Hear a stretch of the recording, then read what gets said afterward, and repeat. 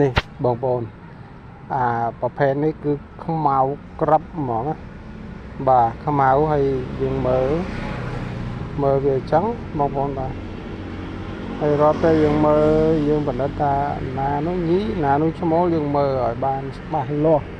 រាល់ពេលនេះដល់ពេលយើងត្រូវការបង្កាត់ពូជវាហ្នឹងយើងចាប់ដាក់មកព្រោះក៏យើងបានបណ្ឌិតបច្ច័យមើលហើយមិនបាច់ចាំបាញ់ចែក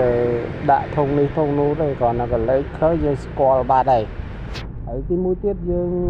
ធម្មតារាល់ពេលដែលយើងធ្វើរាល់ថ្ងៃទៅគាត់សមនឹងអាការងារយើងហ្នឹងយើងច្បាស់លាស់ថា